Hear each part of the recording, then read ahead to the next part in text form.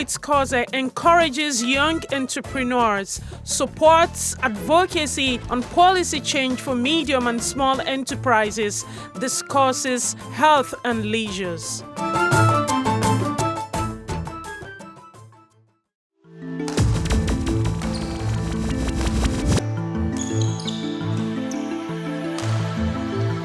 You are watching Half Hour with Khoze, and my name remains the same. It's Khoze Clement.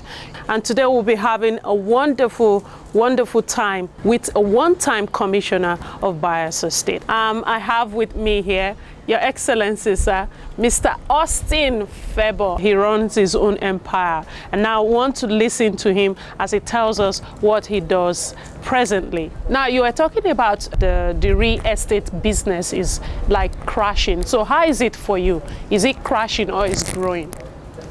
The challenge is enormous. The business sector, the housing business sector has really crashed. The prices for properties has crashed, for land, for buildings, everything has crashed. And for those of us who are into rentals, the prices have also so crashed because just yesterday I had to rent out part of our buildings in River State, for which people were paying about 800,000 in a year. They're asking for 600,000. Here in Abuja, some of our properties that were going for like 30 million, there are people are now asking for them for 18 million. Wow. So the prices generally have crashed, and it is not good for investment, the sector at all. And we are hoping that the tides will change, and so that we can do better business. It is generally the economy, and it's the pricing of the dollar. Everything it attributes to the cost. One, most of the materials that we use are not locally founded, produced. And we source some, a good number of our materials from abroad. So pricing of the dollar affects the cost of materials. And, that apart, cost of labor, also is affected, because when the take home, of the civil servants, anytime it increases, it affects everything else. So the cost of labor has also increased, and now the demand level is reducing.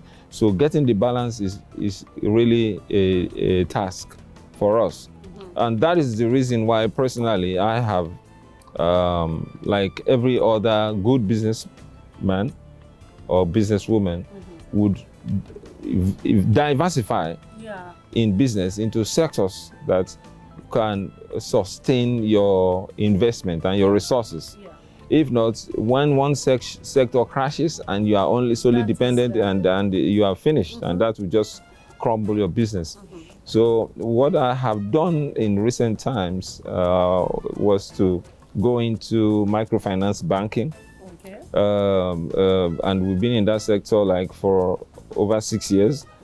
But even then, the microfinance sector has been a real difficult one, because being a microfinance sector, you give loans to the poor, and the big banks, you cannot apply the issue of bringing, demanding from them titles, collaterals, before you proceed further with them.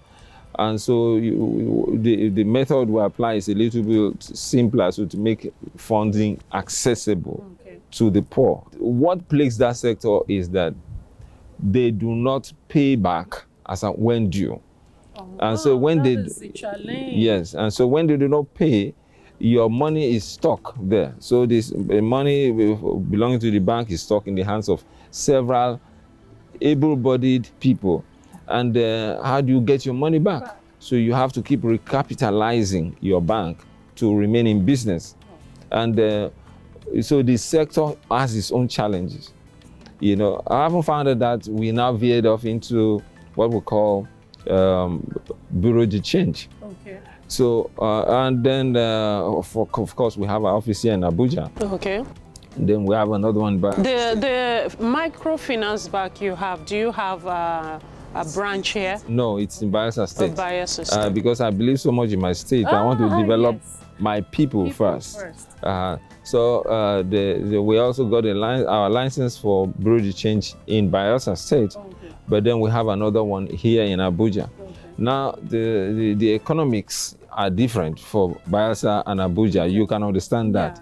So now the problem with that now is that there are the policy of government concerning forex has affected the bureau de change as a business sector, and it has crashed.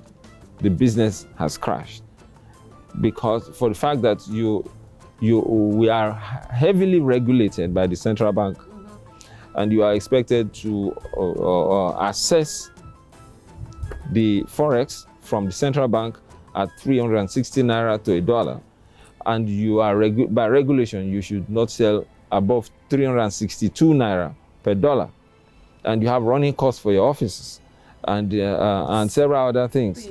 So at the end of the day, what you make officially does not pay your bills and give you good turnover, good profit. It may pay your bills, but then you have nothing left. But right in the same sector, those who were buying from the central from the bureau de changes now have access through the central bank to buy for a little less than what we obtained, much less than what we are assessing from the same source. So, that is giving us a big challenge in the business. Well, besides that, one had to think of what next to do, and how to access going to fish farming.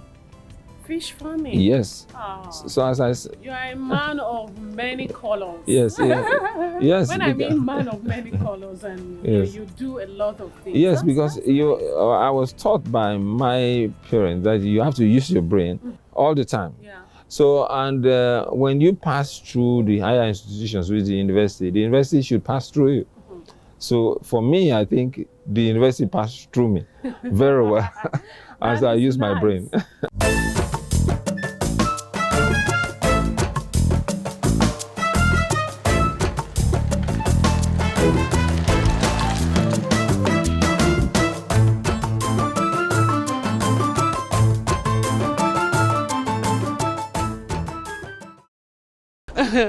So how is the fish farming going? Yes, the fish farming business is capital intensive. For me, by the grace of God, it's going very well up till now. Yes. How do you invest? Actually, the fish farming business is very lucrative, but it is capital intensive. So the secret is having the capital to set it up. Once you are able to set it up, then the running cost itself is also capital intensive. So if you are poor, you can't sustain that business. You must have money to be able to do it. First of all, the land. It costs a lot of money just to get. Yes, and it depends on the level you want to enter the business. So if you want to enter it at a very small level, then you need a smaller capital. But for us who want to do something that should be profitable and provide employment for thousands of people. That's the word I was looking for. Yes, yes. So now, for instance, like I said, in the banking sector, we provide labor for so many people. But then apart from that, we provide money for thousands of people who access the loans we provide for without collateral. And when they're not able to pay, we have paid.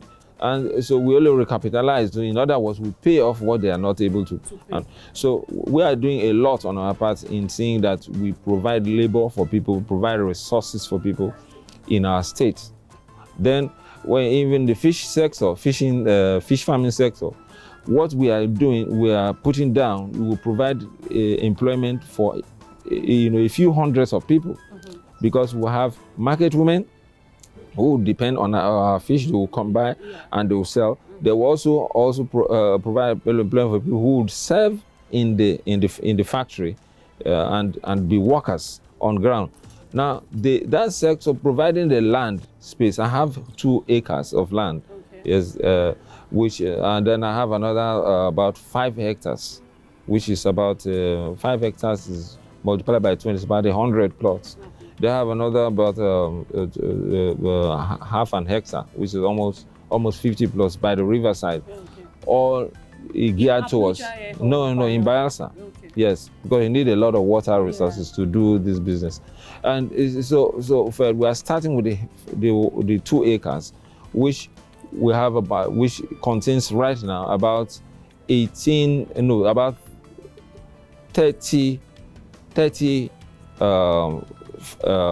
ponds. Yes, sectioned ponds. You have them section by section. They are about 30. Yes. Wow. Now, those are expected to produce about 90,000 fish, table fish at the, for each season. 90,000. Are you exporting them, or is just within the country? No. It's just within the Bayelsa state and the Niger Delta states, the neighboring states. The consumption of protein is very high, and the cow and chicken cannot meet the demands. And our fish being produced in our waters is not able to even meet the demands of our native villages. So our people buy ice fish in the village. When you go across the river to places like Tungbo, to places like Kayama, Pokoma, to Nimbe, you wonder, why would our people be eating ice fish when we are living with the waters? So it's a lot of business. So we looked at the business sector and said, okay, let's invest in fish farming. And we are also doing something there. We have opened up, we have done dikes, we have done casting, making demarcations. We built the food production sector and treatment, laboratory, and hatchery. It's really, really complex. Yes, and the hatchery section, we've done all of that. Now, kick-starting means you getting your fish fingerlings and start production. That process itself, you must have the money down on the ground. If you do not, you can't, because the fish does not know anything about recession. It does not understand the language that you have to do rationing to morning fish. If you don't provide them the fish, the food, they start eating themselves.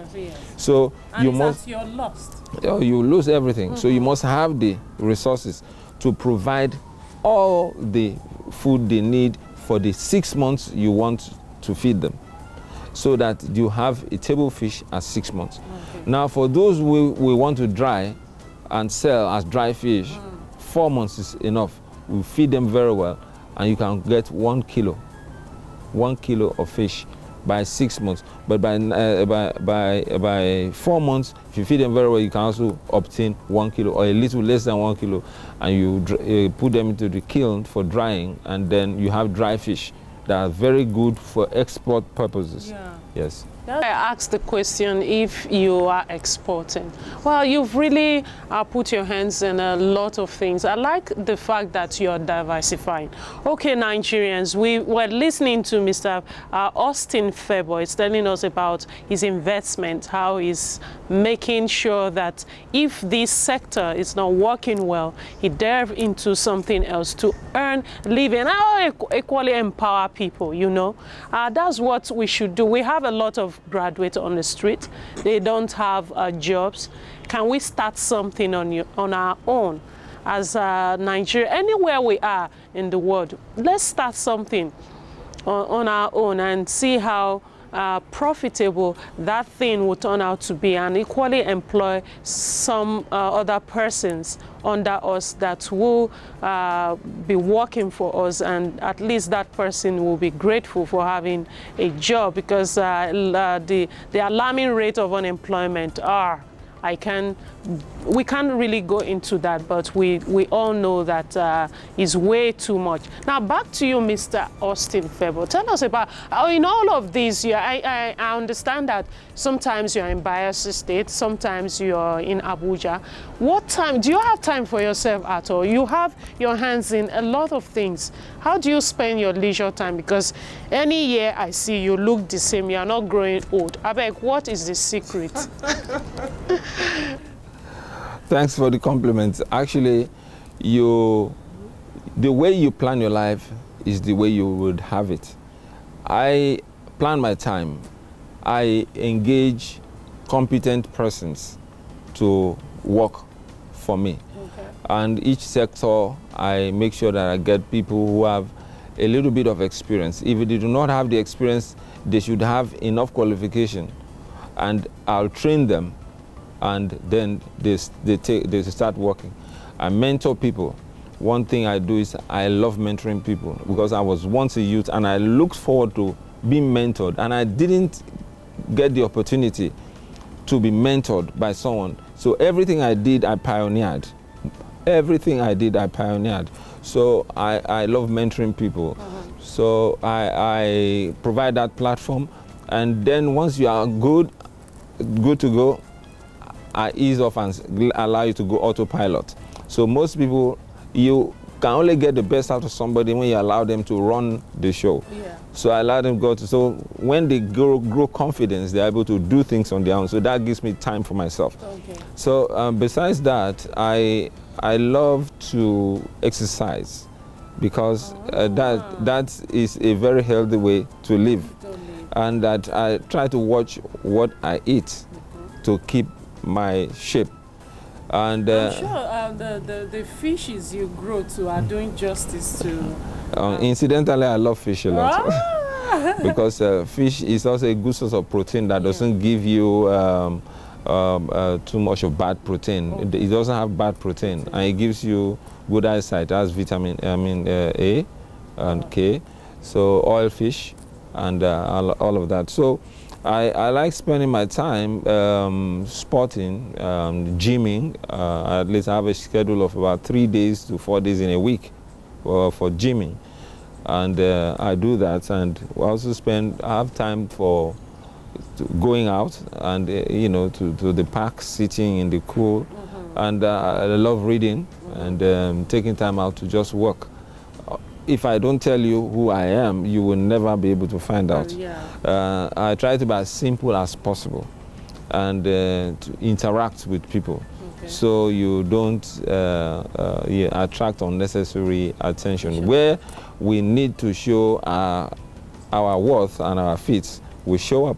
For instance, when after having served Goodluck Jonathan in Goodluck Jonathan's government in 2015, when I decided to go and contest for governor of Bayelsa State, no one knew that I was going to be able to do that, but because I had some resources, the resources to do it, I went very far, and twice I've attempted that, and once I've attempted to be a senator for my own local central senatorial zone also. So, and though you're a darling of the people, sometimes you take what you see and you keep moving. You keep moving, yes. Anyway, thank you so much, sir, for being on the show today. Anyway, people, we are listening to Mr. Austin. He was one time a commissioner, and after then, he has been doing a lot of things. I mean, you that have not served as a commissioner, or you've never had the opportunity to serve with the government, I mean, start something on your own. That's the essence of this program today. We just want to inspire you that with the little you have, you can start something. If you have much, you can do more and equally empower other people.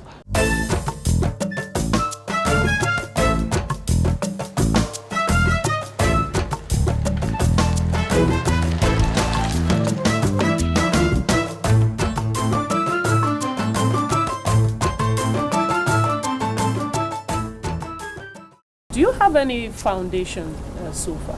Yes, we are setting up one. We've already been to the United Nations and to try to also register our foundation at the United Nations in New York. Okay. And because we want to reach out to the poor and the oppressed and those who do not have resources to defend themselves. So. And that one is called Law Explorer. Law Explorer Development Initiative. Yes, and then we also have another platform which is has to do with the Nigerian. That one is international. The one, the Law Explorer Development Initiative, and the other SCADA, Collective Agenda for Development in Nigeria. Okay. Yes, so that we have this platform we're setting up, and I think I want to give a word for the youths. Okay. Very well. I started as a youth in business. Okay. I've had time. I had my early work experience, you know, in government, but that was just for about 2 or 3 years. Okay. But thereafter, I never worked for any government. I only worked in the private sector, developing skills, you know. So I want to advise youth: learn a skill after your academic work. Yeah. I learned batik and designs. Yes, after I graduated, there was no job anywhere. I had to go learn batik and production of cloth, tie and dye and batik. Okay. So I was living on that. I do batik designs for people, for their cottons, for their dresses, for their clothes, and so on.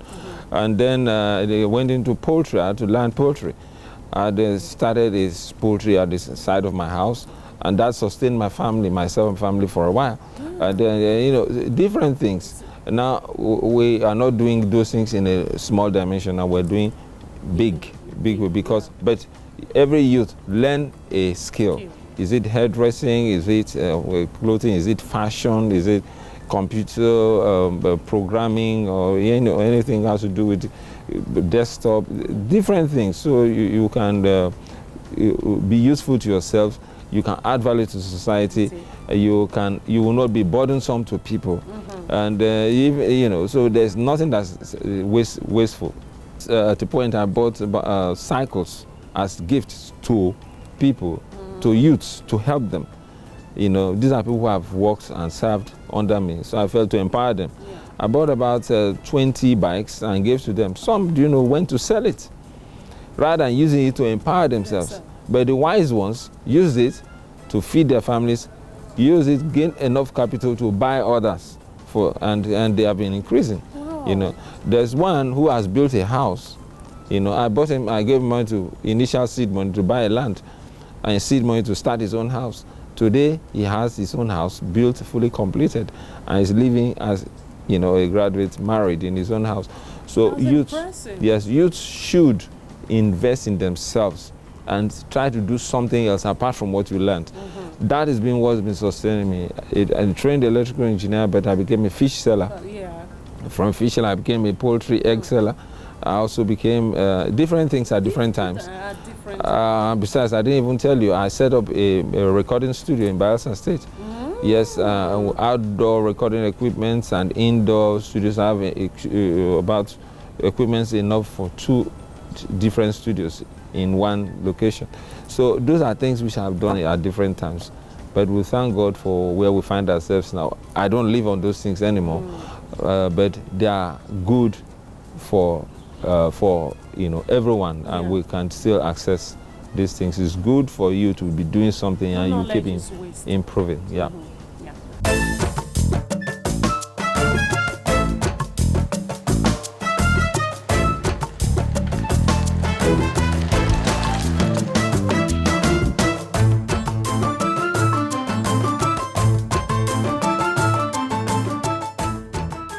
Yes, they need to, because the solution is not abroad. A lot of youths believe in going abroad, and because they heard a lot of stories. Incidentally, after I graduated, I went abroad.